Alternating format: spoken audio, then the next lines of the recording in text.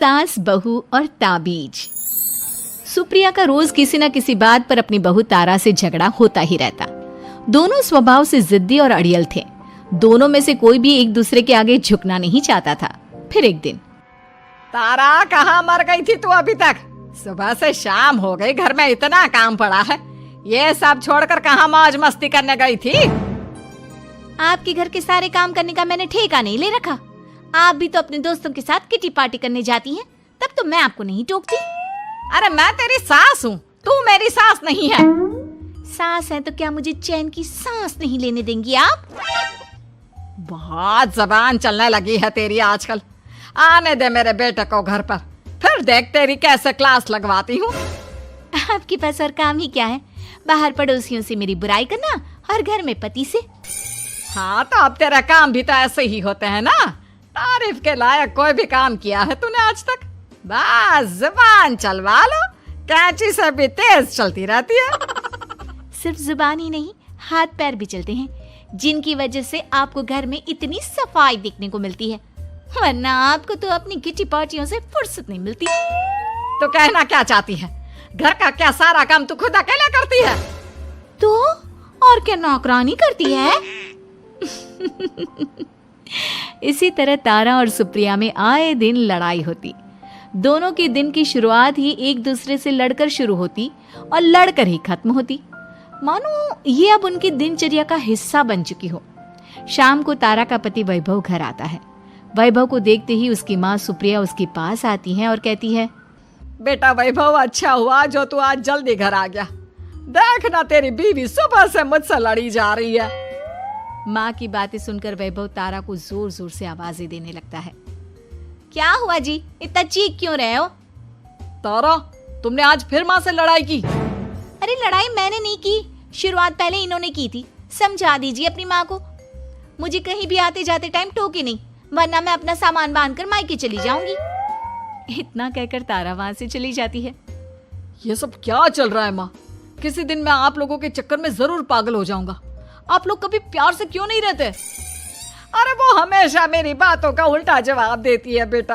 अब तू ही बता मैं क्या करूं? तो आप उसे ताने मारती ही क्यों है माँ? वाह बेटा वाह, तुझे मेरे ताने दिखते हैं, उसका बात करने का तरीका नहीं दिखता। देखा नहीं वो किस तरह से बात करती है मुझसे। मुझे माफ कीजिए माँ, मुझे आप दोनों के बीच में पड़ना ही नहीं है। आप दोनों ही एक जैसे हो। इतना कहकर वैभव वहां से चला जाता है। वैभव के जाने के बाद सुप्रिया सोच में पड़ जाती है। धीरे धीरे समय बीतने लगता है और एक दिन सुप्रिया को पता चलता है कि उनके गांव में एक महात्मा ठहरे हुए हैं जो वशीकरण करना जानते हैं। तो सुप्रिया भागते हुए उन बाबा का पता ढूंढने निकल पड़ती है। इस बात की खबर जैसे ही तारा को चलती है, वो भी उस बाबा की खोज में निकल पड़ती है। अगले दिन सुबह, आज तारा और सुप्रिया दोनों ही बहुत अच्छे मूड में होती है।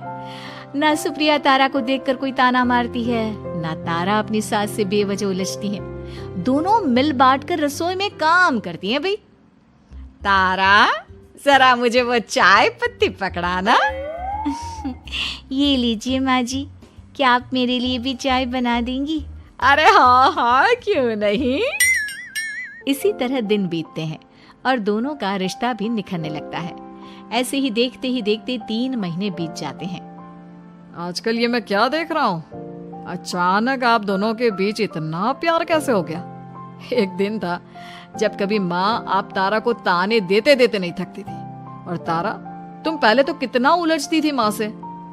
तो अब ये अचानक क्या हो गया आप दोनों को? अरे यह सब तो एक बाबा का कमाल है, जिसने मुझे ये ताबीज दिया था। सुप्रिया के हाथ में बंधा ताबीज देखकर तारा चौंक जाती है। ये ताबीज तो उस बाबा ने मुझे भी दिया था, आपको अपने वश में करने के लिए। इसका मतलब तू भी उस बाबा से मिलने गई थी? आपकी हरकतों की वजह से ही मुझे जाना पड़ा था। ये सब क्या चल रहा है? मुझे तो आप लोगों की कोई भी बात समझ में नहीं आ रही। सुप्रिया वैभव को सारी बात बताते हुए कहती है, अरे जैसे ही मुझे पता चला कि हमारे गांव में जाने माने तांत्रिक बाबा आए हुए हैं जो वशीकरण करना जानते हैं, तो मैं बिना देरी किए उनके पास चली गई और बहू को अपने वश में करने की इच्छा उनके सामने रखी, जिससे ये मेरी हर बात माने। बाबा, मैं अपनी बहू से बहुत दुखी हो चुकी हूँ। वो मेरी एक बात नहीं मानती। आप कुछ ऐसा कीजिए बाबा जिससे मेरी बहू मेरी हर बात मानने लगे। पहले आप मुझे अच्छे